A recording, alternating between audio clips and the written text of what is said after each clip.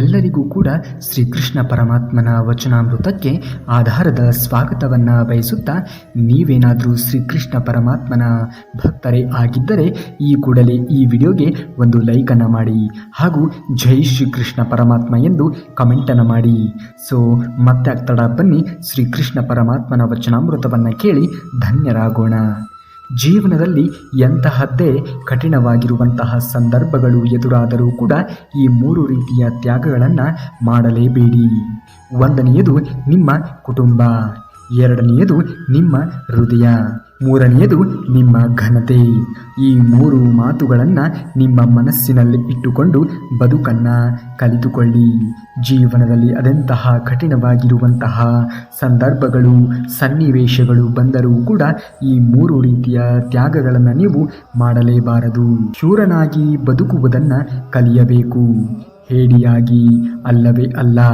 ನೀವಿಲ್ಲದೆ ಇದ್ದಾಗ ನಿಮ್ಮ ಹೆಸರನ್ನು ಹೇಳುವಂತಹ ಜನರಿಗೆ ರಕ್ಷಣೆ ಕೊಡಬೇಕು. ಅವರು ನಿಮ್ಮ ನಿಜವಾದ ಸ್ನೇಹಿತರು. ಮನುಷ್ಯನಿಗೆ ದಂಡಿಸುವಂತಹ ಅವಕಾಶ ಇದ್ದರೂ ಕೂಡ ಆತ ದಂಡಿಸದೆಯೇ ಇರುವುದಕ್ಕೆ ಆತನಿಗೆ ಸಹನೆ ಇದೆ ಎಂದು ಅರ್ಥ. ಬಿಟ್ಟು ಹೋಗುವುದಕ್ಕೆ ಹಲವಾರು ಕಾರಣಗಳು ಇದ್ದರೂ ಕೂಡ ಜೊತೆಯಾಗಿ ಇರುವುದನ್ನು ಪ್ರೀತಿ ಎಂದು ಅನ್ನುತ್ತಾರೆ. ತಪ್ಪು ಮಾಡುವುದಕ್ಕೆ ಬೇಕಾದಷ್ಟು ಮಾರ್ಗಗಳು ಇದ್ದರೂ ಕೂಡ ಮಾಡದೆಯೇ ಇರುವುದಕ್ಕೆ ವ್ಯಕ್ತಿತ್ವವೆಂದು ಹೇಳುತ್ತಾರೆ. ಹಾಗಾಗಿ ಮನುಷ್ಯ ಯಾರು ಯಾವಾಗ ಯಾರೊಂದಿಗೆ ಹೇಗೆ ಇರುತ್ತಾರೆ ಎನ್ನುವುದರ ಮೇಲೆ ಆ ಮನುಷ್ಯನ ನಿಜ ಸ್ವರೂಪ ಏನು ಎನ್ನುವುದು ನಮಗೆ ತಿಳಿಯುತ್ತದೆ. ಸಂಬಂಧವೇ ಆಗಲಿ, ಅದು ಸ್ನೇಹವೇ ಆಗಲಿ. ಟೀಕೆಗಳು ನಮಗೆ ಖುಷಿ ಕೊಡಬೇಕೇ? ಏಕೆಂದರೆ ಹೆಚ್ಚಿನ ಸಂದರ್ಭಗಳು ಏನಾದರೂ ಸಾಧಿಸುವಂತಹ ಛಲ ಹುಟ್ಟುವುದೇ ಜನರು ನಮ್ಮ ಬಗ್ಗೆ ಮಾತನಾಡುವಂತಹ ಅಥವಾ ಜನರು ನಮ್ಮ ಬಗ್ಗೆ ಮಾಡುವಂತಹ ಟೀಕೆಗಳಿಂದ. ಯಾವುದರಿಂದ ಏನನ್ನ ನಿರೀಕ್ಷೆ ಮಾಡಲೇಬೇಡಿ. ಯಾವುದೂ ಕೂಡ ನಾವು ಅಂದುಕೊಂಡಂತೆ ನಡೆಯುವುದು ಇಲ್ಲ. ಇಲ್ಲಿ ನಮ್ಮನ್ನು ಪ್ರೀತಿಸಿ ನೆನಪಿಸಿಕೊಳ್ಳುವುದಕ್ಕಿಂತ ಅವಶ್ಯಕತೆಗಳಿಗಾಗಿ ನೆನಪಿಸಿಕೊಳ್ಳುವವರು ಹೆಚ್ಚಾಗಿ ಇದ್ದಾರೆ. ಕೇವಲ ಪ್ರೀತಿಯ ನೆಪವನ್ನು ಹೂಡಿ ತಮ್ಮ ಅವಶ್ಯಕತೆಗಳನ್ನು ತೀರಿಸಿಕೊಳ್ಳುವವರು ಹೆಚ್ಚಾಗಿ ಇದ್ದಾರೆ. ಯಾರನ್ನೇ ಆಗಲಿ ನೀವು ಕಣ್ಣು ಮುಚ್ಚಿ ನಂಬುವ ಮೊದಲು ಅವರನ್ನು ಪರೀಕ್ಷೆಗೆ ಒಳಪಡಿಸಿ. ಆ ವ್ಯಕ್ತಿಯ ಸ್ವಭಾವ ಎಂಥದ್ದು ಎನ್ನುವುದನ್ನು ಮೊದಲು ಅರಿತುಕೊಳ್ಳಿ. ಎಷ್ಟೇ ದೊಡ್ಡ ವ್ಯಕ್ತಿ ಆದರೂ ಕೊಟ್ಟ ಮಾತು ಇಟ್ಟಂತಹ ನಂಬಿಕೆ ಸುಳ್ಳಾದರೆ ಆತನ ಬೆಲೆ ಎನ್ನುವುದು ಶೂನ್ಯವಾಗುವುದು. ಅದನ್ನು ನೀವು ಯಾವತ್ತಿಗೂ ಕೂಡ ಮರೆಯಬಾರದು. ಸೋಲು ಸಾವಿನ ಅಂತ್ಯವಾಗಬಾರದು, ಸೋಲು ಸಾಧನೆಯಲ್ಲಿ ಅಂತ್ಯವಾಗಬೇಕು. ನಾವು ಯಾವುದೇ ಕಾರಣಕ್ಕೂ ಕೂಡ ಜೀವನದಲ್ಲಿ ಸೋಲನ್ನು ಒಪ್ಪಿಕೊಳ್ಳುವುದಕ್ಕೆ ತಯಾರಾಗಿ ಇರಬಾರದು. ಜೀವನದ ಕೊನೆಯ ಹಂತವರೆಗೂ ಕೂಡ ಪ್ರಯತ್ನವನ್ನು ಪಡುತ್ತಲೇ ಇರಬೇಕು. ಜೀವನದಲ್ಲಿ ನಾವು ಯಾವಾಗಲೂ ಕೂಡ ಯಾರನ್ನೂ ಕೂಡ ಕೆಲಸಕ್ಕೆ ಬಾರದವರು ಎಂದು ನೋಡಲೇಬಾರದು. ಏಕೆಂದರೆ ಇವತ್ತು ಅದು ಕೆಲಸಕ್ಕೆ ಬಾರದೇ ಇರಬಹುದು, ಆದರೆ ಅದು ಮುಂದೊಂದು ದಿನ ಹೆಮ್ಮರವಾಗಿ ಬೆಳೆಯಬಹುದು. ಹಾಗಾಗಿ ಯಾರನ್ನೂ ಕೂಡ ಕೀಳಾಗಿ ನೋಡುವುದಕ್ಕೆ, ಕೀಳಾಗಿ ಬಿಂಬಿಸುವುದಕ್ಕೆ ಹೋಗಲೇಬೇಡಿ.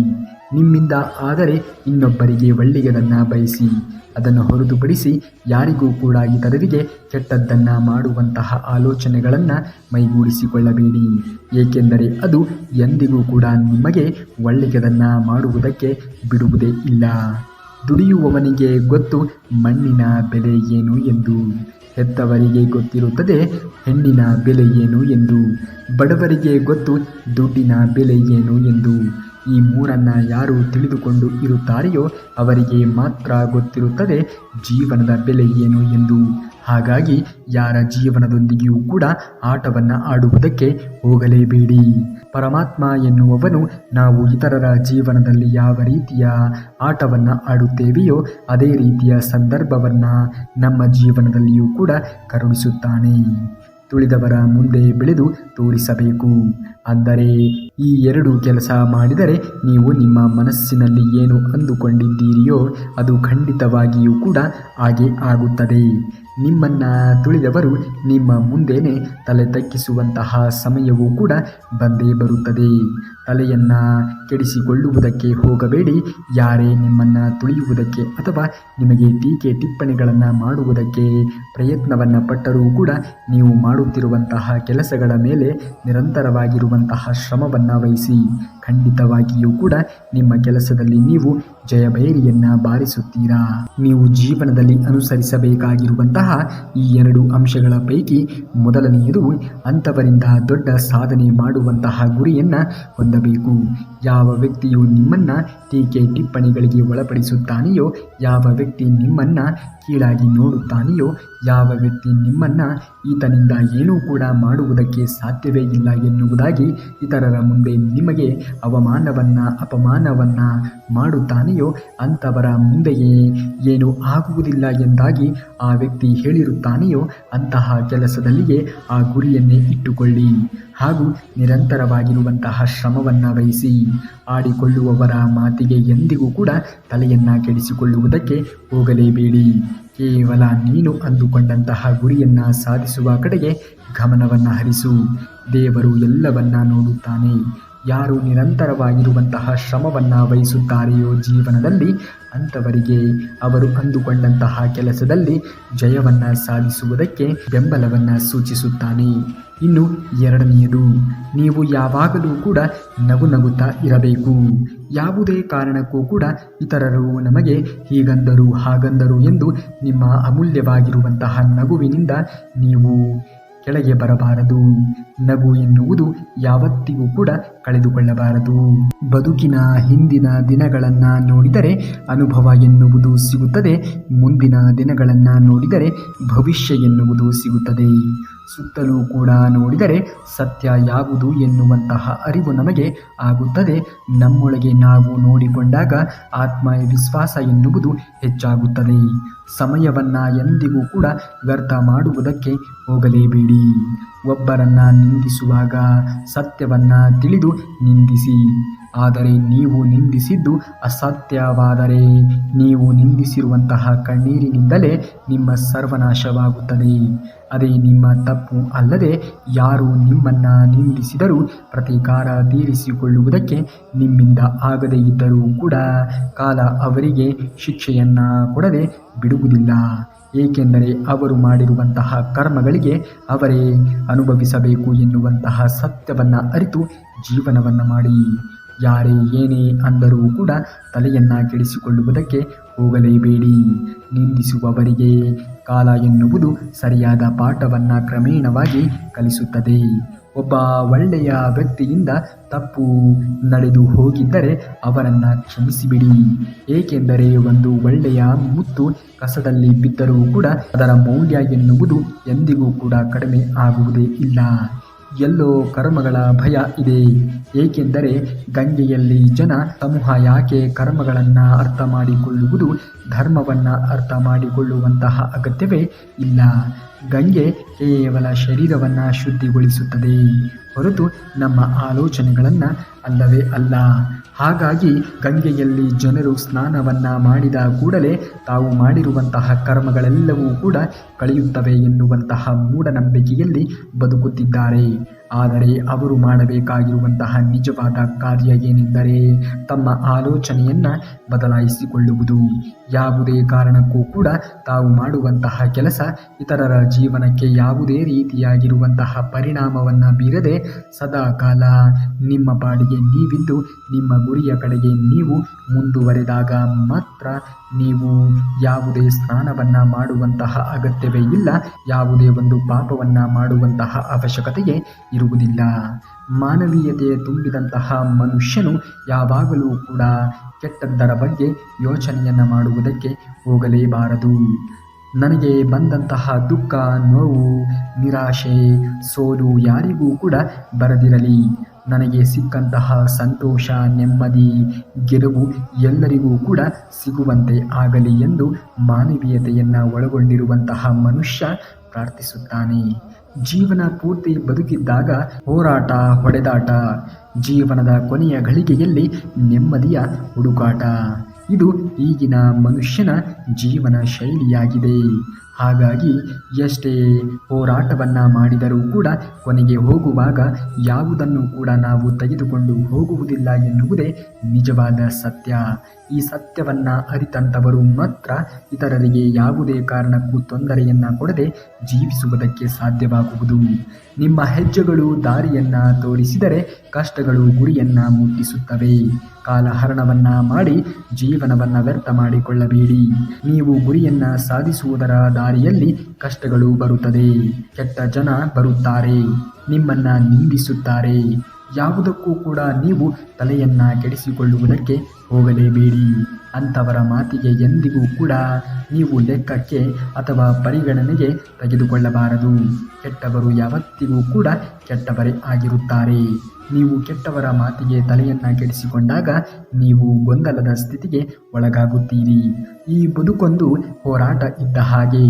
ಈ ಹೋರಾಟದಲ್ಲಿ ನೀವು ಮಾಡುವಂತಹ ಕಾರ್ಯ ಪ್ರಾಮಾಣಿಕವಾಗಿ ಮಾಡಿ. ಏನಾಗಬೇಕೋ ಅದು ಹಾಗೇ ಆಗುತ್ತದೆ. ಅದನ್ನು ತಡೆಯುವುದಕ್ಕೆ ಯಾರಿಂದಲೂ ಕೂಡ ಸಾಧ್ಯವೇ ಇಲ್ಲ. ನಿಮ್ಮ ಮನಸ್ಸಿನಲ್ಲಿ ಯಾವಾಗಲೂ ಕೂಡ ಕೆಟ್ಟ ವಿಚಾರಗಳು ಬರುತ್ತಿದ್ದರೆ ಈ 2 ಕೆಲಸಗಳನ್ನು ನೀವು ತಪ್ಪದೇ ಮಾಡಬೇಕು.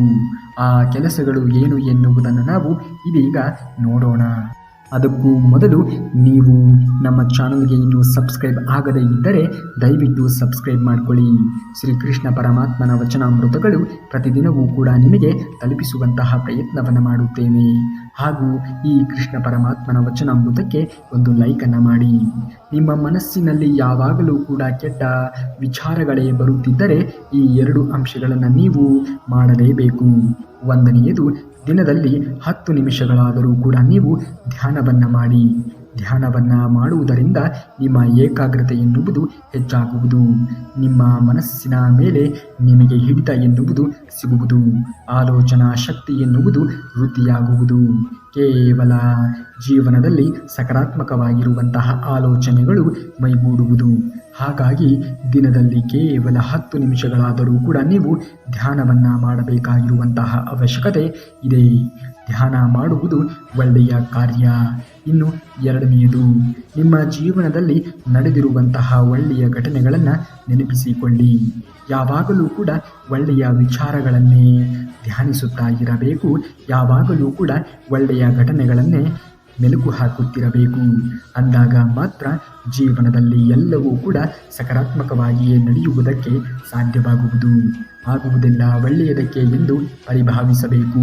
ಉಳಿಕಿರುವುದನ್ನು ಆ ಭಗವಂತ ಶ್ರೀಕೃಷ್ಣ ಪರಮಾತ್ಮನು ನೋಡಿಕೊಳ್ಳುತ್ತಾನೆ. ಯಾವುದೇ ಕಾರಣಕ್ಕೂ ಕೂಡ ನಿಮ್ಮ ಜೀವನದ ಬಗ್ಗೆ ನೀವು ಚಿಂತೆಯನ್ನು ಮಾಡುವುದಕ್ಕೆ ಹೋಗಲೇಬಾರದು. ಏಕೆಂದರೆ ನಿಮಗೆ ಈ ಭೂಮಿಯ ಮೇಲೆ ದೇವರು ಬಿಟ್ಟಿರುವುದೇ ನಿಮ್ಮ ಎಲ್ಲ ಜೀವನದ ಬಗ್ಗೆ ಯೋಚನೆಯನ್ನು ಮಾಡಿಯೇ ನಿಮಗೆ ಜೀವನವನ್ನು ಸೃಷ್ಟಿಸಿರುತ್ತಾನೆ. ಹಾಗಾಗಿ ಯೋಚನೆ ಮಾಡುವುದು ನಿಮ್ಮ ಕೆಲಸ ಅಲ್ಲ, ಅದು ದೇವರ ಕೆಲಸ. ನಿಮ್ಮ ಕೆಲಸ ಜೀವನ ಹೇಗೆ ಬರುತ್ತದೆಯೋ ಅದನ್ನೆಲ್ಲವನ್ನ ಬಂದಂತೆ ಸ್ವೀಕರಿಸುತ್ತಾ ಮುಂದುವರಿಯುವುದು ಅಷ್ಟೇ. ಜಗತ್ತಿನ ಕೇಂದ್ರಬಿಂದು ನೀವು ಒಬ್ಬರೇ ಅಲ್ಲ. ನಿಮ್ಮಂತಹ ಅಸಂಖ್ಯ ಜೀವರಾಶಿಗಳು ಇಲ್ಲಿವೆ. ನಿಮಗಾಗಿ ಜಗತ್ತು ಅಲ್ಲವೇ ಅಲ್ಲ. ಈ ಜಗತ್ತಿನಲ್ಲಿ ನೀವು ನಿಮ್ಮ ಬದುಕನ್ನು ಕಂಡುಕೊಂಡಿದ್ದೀರಾ. ಆದ್ದರಿಂದ ನೀವು ಜಗತ್ತಿಗೆ ಹೊಂದಿಕೊಂಡು ಬಾಳಬೇಕು. ಹಾಗಾಗಿ ನೀವು ಬದುಕು ಎನ್ನುವುದು ಹೇಗೆ ಬರುತ್ತದೆಯೋ ಅದನ್ನೆಲ್ಲವನ್ನ ಸ್ವೀಕರಿಸುತ್ತಾ ಮುಂದುವರಿಯುತ್ತಿರಬೇಕು. ಕತ್ತಲೆ ಬಂದಾಗ ಕತ್ತಲೆಯನ್ನು ಸ್ವೀಕರಿಸಿ, ಬೆಳಕು ಬಂದಾಗ ಬೆಳಕನ್ನು ಸ್ವೀಕರಿಸಿ. ಹಾಗೆಯೇ ಜೀವನದಲ್ಲಿ ಸುಖ, ದುಃಖ, ಅವಮಾನ, ಸನ್ಮಾನ ಏನೇ ಬರಲಿ ಎಲ್ಲವನ್ನ ನಗುಮುಖದಿಂದ ಸ್ವೀಕರಿಸುವಂತಹ ತಾಳ್ಮೆ ನಿಮ್ಮಲ್ಲಿ ಇರಬೇಕು. ನಿಸರ್ಗ ಒಬ್ಬರನ್ನ ಕರುಣಿಸಿದರೆ ಇನ್ನೊಬ್ಬರಿಗೆ ಇನ್ನೊಂದನ್ನು ಕರುಣಿಸುತ್ತದೆ. ಎಲ್ಲರಲ್ಲೂ ಎಲ್ಲ ಕಲೆಗಳು ಇರಲು ಸಾಧ್ಯವೇ ಇಲ್ಲ. ನಿಸರ್ಗ ನಮಗೆ ಸಹಜವಾಗಿ ಏನು ಕರುಣಿಸಿದೆಯೋ ಅದನ್ನು ಬಳಸಿಕೊಂಡು ನೀವು ನಿಮ್ಮ ಸುಂದರವಾಗಿರುವಂತಹ ಜೀವನವನ್ನು ಕಟ್ಟಿಕೊಳ್ಳಬೇಕು. ಸಂತೃಪ್ತಿಯಿಂದ ಇರಬೇಕು. ಆಗ ಮಾತ್ರ ಯಶಸ್ವಿ ಎನ್ನುವುದು, ಜೀವನ ಎನ್ನುವುದು ಮುಂದುವರಿಯುವುದಕ್ಕೆ ಸಾಧ್ಯವಾದೀತು. ಯಶಸ್ವಿ ಜೀವನವನ್ನು ನಾವು ರೂಪಿಸಿಕೊಳ್ಳಬೇಕು ಎನ್ನುವುದೇ ಆದರೆ ಕೇವಲ ಅನ್ಯರ ಮಾತುಗಳಿಗೆ ಗಮನವನ್ನು ಕೊಡದೆ ನಿಮ್ಮ ಪಾಡಿಗೆ ನೀವಿದ್ದು ನಿಮ್ಮ ಚಟುವಟಿಕೆಯಲ್ಲಿ ನೀವು ನಿರತರಾಗಿದ್ದರೆ ಸಾಕು. ನಿಮ್ಮ ಜೀವನ ಎನ್ನುವುದು ಪಾವನವಾಗುವುದು. ಇಲ್ಲ ಸಲ್ಲದವರ ಮಾತುಗಳನ್ನು ಕಟ್ಟಿಕೊಂಡು ನೀವು ಸುಖ ಸುಮ್ಮನೆ ಜೀವನವನ್ನು ನರಕ ಮಾಡಿಕೊಳ್ಳುವ ಬದಲು ನಿಮಗೆ ಬೇಕಾಗಿರುವಂತಹ ಯೋಚನೆಗಳನ್ನು ಮಾಡಿ ನಿಮ್ಮ ಜೀವನಕ್ಕೆ ಯಾವುದು ಅವಶ್ಯಕತೆ ಇದೆಯೋ ಅದರ ಬಗ್ಗೆ ಮಾತ್ರ ಗಮನವನ್ನು ಕೊಟ್ಟಾಗ ದೇವರು ಅಥವಾ ನೀವು ಅಂದುಕೊಂಡಂತಹ ಗುರಿಯನ್ನು ಸಾಧಿಸುವುದಕ್ಕೆ ಸಾಧ್ಯವಾಗುವುದು. ದುಃಖ ಮರೆಯುವುದಕ್ಕೆ ಅಮ್ಮನ ಮಡಿಲು ಇರಬೇಕು. ಬದುಕಿನ ಭರವಸೆ ಎನ್ನುವುದು ಬದಲಾಗಿ ಅಪ್ಪ ಇರಲೇಬೇಕು. ಕಷ್ಟ ಸುಖ ಹಂಚಿಕೊಳ್ಳುವುದಕ್ಕೆ ಅಕ್ಕ ತಂಗಿ ಇರಬೇಕು. ಏನೇ ಆಗಲಿ ನಾನಿದ್ದೀನಿ ಅನ್ನುವುದಕ್ಕೆ ಅಣ್ಣ ತಮ್ಮ ಇರಬೇಕು. ಬದುಕಿನಲ್ಲಿ ನೋವೇ ಬರಲಿ ನಲಿವೇ ಬರಲಿ ಎಂದಿಗೂ ಕೂಡ ನಾನು ಜೊತೆಗೆ ಇರುತ್ತೇನೆ ಎನ್ನುವಂತಹ ಸಂಗಾತಿ ಇರಬೇಕು. ಕುಗ್ಗಿದ ಮನಸ್ಸಿಗೆ ಸಾಂತ್ವನವನ್ನು ಹೇಳಲು ಉತ್ತಮವಾಗಿರುವಂತಹ ಸ್ನೇಹಿತರು ಇರಬೇಕು. ಅಂದಾಗಲೇ ಈ ಬದುಕು ಎನ್ನುವುದು ಪರಿಪಕ್ವತೆಯನ್ನು ಪಡೆದುಕೊಳ್ಳುವುದಕ್ಕೆ ಸಾಧ್ಯವಾಗುವುದು. ಬದುಕು ಎನ್ನುವುದೇ ಹಾಗೆ. ನಾವು ಅಂದುಕೊಂಡ ರೀತಿಯಲ್ಲಿ ಯಾವುದು ಕೂಡ ಇರುವುದಿಲ್ಲ. ಆ ಪರಮಾತ್ಮ ಅಂದುಕೊಂಡ ರೀತಿಯಲ್ಲಿ ಮಾತ್ರ ಬದುಕು ಎನ್ನುವುದು ನಡೆಯುವುದಕ್ಕೆ ಸಾಧ್ಯವಾಗುವುದು. ನಿಮ್ಮನ್ನು ತಿರಸ್ಕರಿಸಿದವರಿಗೆ ಏನು ಹೇಳದೆಯೇ ಬಿಟ್ಟು ಬಿಡಿ. ಒಂದು ದಿನ ಸಮಯವೇ ನಿಮ್ಮನ್ನು ತಿರಸ್ಕರಿಸಿದವರಿಗೆ ತಿರುಗಿ ನೋಡುವಂತೆ ಮಾಡುತ್ತದೆ. ಯಾವಾಗ ನಾವು ಎಲ್ಲರೊಂದಿಗೆ ಖುಷಿಯಾಗಿ ಇರುವುದಕ್ಕೆ ಬಯಸುತ್ತೇವೆಯೋ ಆಗ ನಾವು ನಮಗೆ ಅರಿವೇ ಇಲ್ಲದಂತೆ ಅವರ ಕಾಲ ಕಸವಾಗಿ ಬಿಡುತ್ತೇವೆ. ಹಾಗಾಗಿ ಎಲ್ಲರನ್ನ ಮೆಚ್ಚಿಸುವ ಭರದಲ್ಲಿ ನಿಮ್ಮ ತನವನ್ನು ನೀವು ಕಳೆದುಕೊಳ್ಳಲೇಬಾರದು. ಮಾತು ಮುಗಿದಿರಬಹುದು, ಪ್ರೀತಿ ಸಿಗದೆ ಇರಬಹುದು, ಸ್ನೇಹ ಎನ್ನುವುದು ಕೈ ಕೊಟ್ಟಿರಬಹುದು, ಸಂಬಂಧಗಳು ಕಡೆಗಣಿಸಿರಬಹುದು. ಆದರೆ ಒಂದು ಮಾತ್ರ ನೆನಪಿನಲ್ಲಿ ಇಟ್ಟುಕೊಳ್ಳಿ, ಯಾರಿಲ್ಲದೆ ಇದ್ದರೂ ಕೂಡ ಜೀವನ ಎನ್ನುವುದು ಸಾಗಿಯೇ ಸಾಗುತ್ತದೆ. ಎಲ್ಲರೂ ಇದ್ದರೂ ಕೂಡ ಜೀವನ ಎನ್ನುವುದು ಸಾಗಿಯೇ ಸಾಗುತ್ತದೆ. ಮನೆ ಕಟ್ಟುವಾಗ ಯಾರು ಬಂದು ಸಹಾಯವನ್ನು ಮಾಡುವುದೇ ಇಲ್ಲ. ನಂತರ ಗೃಹ ಪ್ರವೇಶಕ್ಕೆ ಬಂದು ಶುಭವನ್ನು ಹಾರೈಸಿ ಉಡುಗೊರೆ ಕೊಡುತ್ತಾರೆ. ಅದೇ ರೀತಿ ಜೀವನದಲ್ಲಿ ನಾವು ಸಾಧನೆ ಮಾಡಲು ಹೊರಟಾಗ ಯಾರೂ ನಮಗೆ ಸಹಾಯವನ್ನು ಮಾಡುವುದಿಲ್ಲ. ನಂತರ ಗುರಿ ತಲುಪಿದ ಮೇಲೆ ಎಲ್ಲರೂ ಕೂಡ ಬಂದು ಶುಭವನ್ನು ಹಾರೈಸುತ್ತಾರೆ. ಇದೇ ಇಂದಿನ ಸಂಬಂಧ, ಇಂದಿನ ಜೀವನ ಶೈಲಿ. ಇಲ್ಲಿ ಯಾರನ್ನೂ ಕೂಡ ನಂಬುವುದಕ್ಕೆ ಆಗುವುದೇ ಇಲ್ಲ. ಕೇವಲ ಅವರವರ ಸ್ವಾರ್ಥಕ್ಕೆ ನಮ್ಮನ್ನು ಬಳಸಿಕೊಳ್ಳುವಂಥವರ ಸಂಖ್ಯೆ ದಿನದಿಂದ ದಿನಕ್ಕೆ ಹೆಚ್ಚಾಗುತ್ತಿದೆ. ನಿಮ್ಮ ಜೀವನದಲ್ಲಿ ನೀವು ತುಂಬ ಚೆನ್ನಾಗಿ ನಂಬಿದಂತಹ ವ್ಯಕ್ತಿಗಳು ನಿಮಗೆ ತುಂಬ ನೋವು ಕೊಟ್ಟರು ಎಂದು ಕೊರಗಬೇಡಿ. ಏಕೆಂದರೆ ನಿಮ್ಮ ಜೀವನದಲ್ಲಿ ಕೆಲವು ವ್ಯಕ್ತಿಗಳು ಹಾರವಾಗಿ ಬಂದರೆ ಇನ್ನು ಕೆಲವು ವ್ಯಕ್ತಿಗಳು ಪಾಠವಾಗಿ ಬಂದಿರುತ್ತಾರೆ. ನಂಬಿಕಸ್ಥರಿಂದ ಮೋಸ ಹೋದೆವು ಎಂದು ಪ್ರಾಮಾಣಿಕರು ಹತಾಶೆಗೆ ಒಳಗಾಗಬೇಕಾಗಿಲ್ಲ. ಕೊನೆಗೆ ಇತಿಹಾಸದಲ್ಲಿ ಉಳಿದಿರುವವರು ಪ್ರಾಮಾಣಿಕರೇ ಹೊರತು ಮೋಸಗಾರರು ಅಲ್ಲವೇ ಅಲ್ಲ.